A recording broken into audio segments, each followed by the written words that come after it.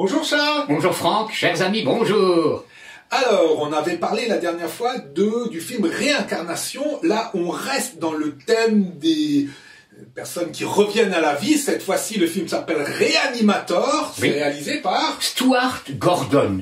Je dirais tout de suite que c'est un travail d'équipe.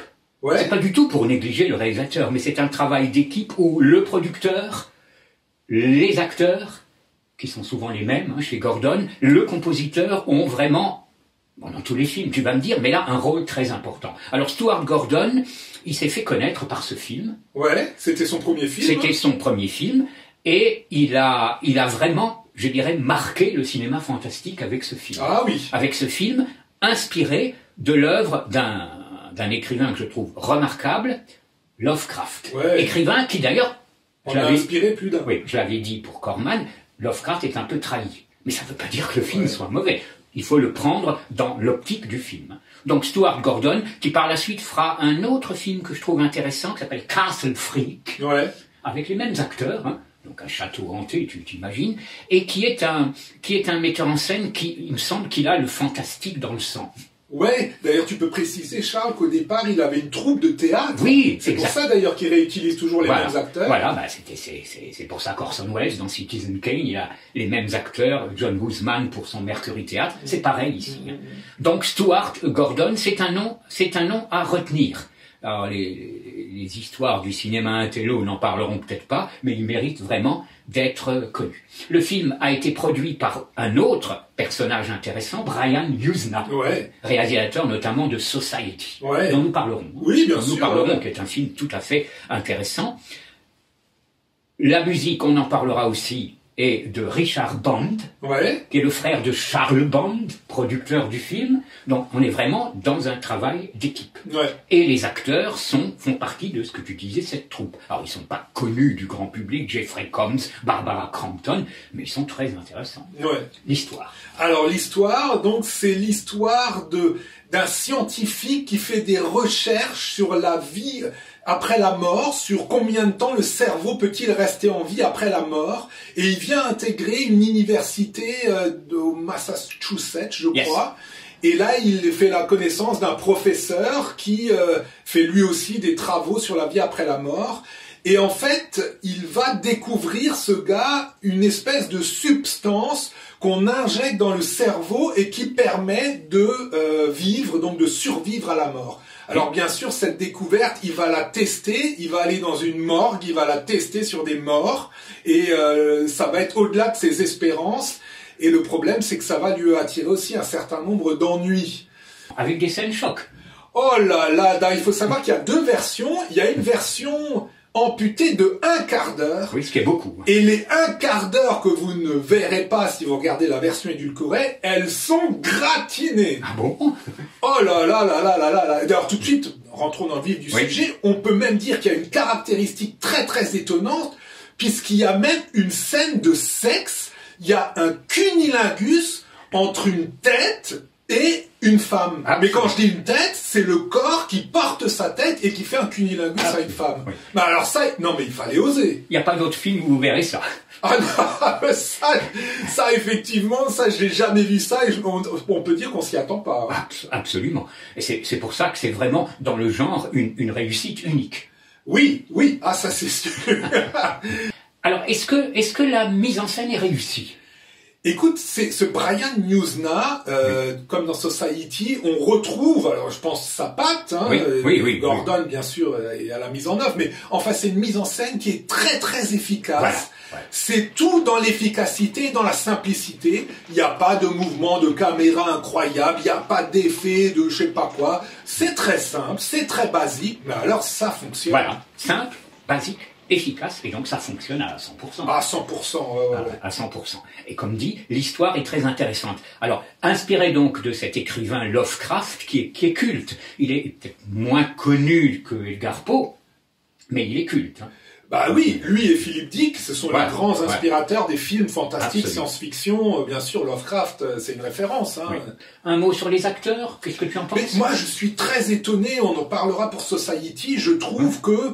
Enfin, je suis très étonné quand on sait que ce Gordon, il a utilisé une troupe de théâtre, ça m'étonne pas, parce que franchement, c'est très bien interprété. Ah oui, ils sont excellents. hommes et femmes. Mais oui, il y a des séquences comme ça d'amour, il y a des séquences qui sont plus compliquées que simplement j'ai peur, au secours, un zombie me poursuit. Non, c'est beaucoup plus complexe et c'est très bien interprété. C'est très très bien interprété. Barbara Crampton et notamment, enfin tous sont bons, mais elle est tous, très bien. en plus, le casting est excellent. Excellent, il convient parfaitement. Il convient parfaitement, le héros, entre guillemets, parce qu'il est très antipathique, mais alors vraiment, il a une tête, enfin, il joue d'une manière superbe. Excellent. Le gentil, il a une tête de gentil, enfin, parfait. Les professeurs ont tous la tête qu'il faut, enfin, c'est super bien interprété. D'ailleurs, il y a même des séquences avec du jeu d'acteurs. Oui. Moi, je pense à une séquence où il y a un repas entre les deux professeurs. Oui, je vois la scène. Et on sait qu'un des deux professeurs est amoureux de la fille de son collègue, mais ne lui dit pas. Enfin, il y a un jeu dans la nuance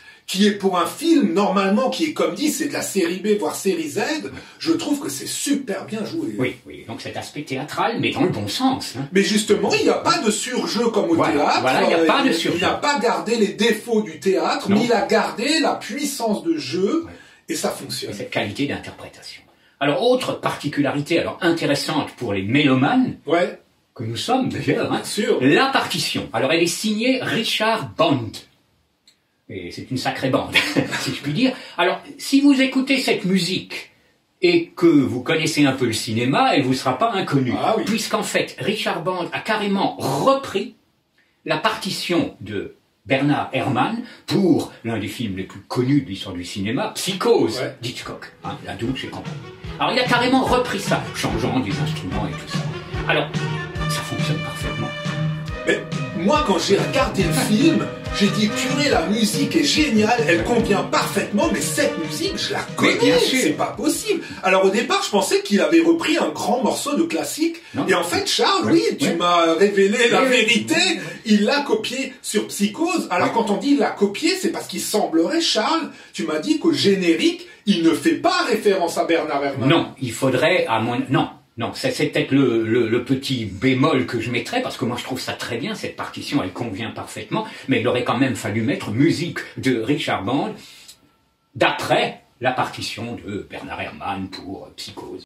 Bah oui, non, mais quand c'est pompé, surtout là, alors vraiment c'est pompé, mais alors note par note, hein, il a même pas essayé de trouver... Parce qu'on avait déjà vu chez les Italiens que des fois, ils changeaient quand même quelques trucs pour passer inaperçu. Des fois, ça marchait. Mais alors là, il a même pas pris la tête de changer des notes. C'est pour ça que la musique est aussi efficace. Donc vraiment, ce film a énormément de points super positifs. Si tu veux, on va parler du défaut. Oui. J'en vois pas 36 des défauts. Alors tu vois un défaut quand même, Oui, il y a quand même un défaut. C'est le défaut Brian Yuzna. Moi, c'est un défaut qu'on parlera de Society. Il a exactement le même défaut.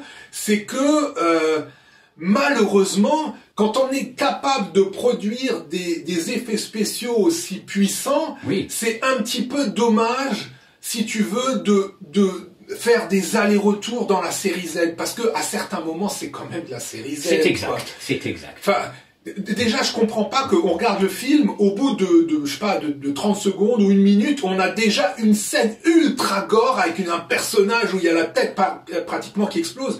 Je trouve que ça aurait été beaucoup plus efficace d'avoir des effets spéciaux qui sont mieux distillés et pas tout de suite nous envoyer comme ça la cavalerie et puis vers la fin, alors là une fois que ça commence à partir dans le gore, c'est un gore qui est outrancier. Voilà, S'il avait utilisé le gore de manière plus fine, le film aurait eu un poids.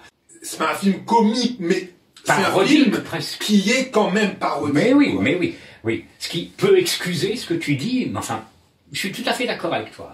C'est aussi la réserve que je ferai. On aurait beaucoup plus d'impact. Mais bien sûr. Avec plus de sérieux. Le film se suffit à lui-même. Voilà, le film se suffit. Distiller comme ça quelques effets gore et garder la tension et pas vouloir faire, parce qu'à certains moments, on a vraiment l'impression qu'il veut faire rire le spectateur. Ah oui.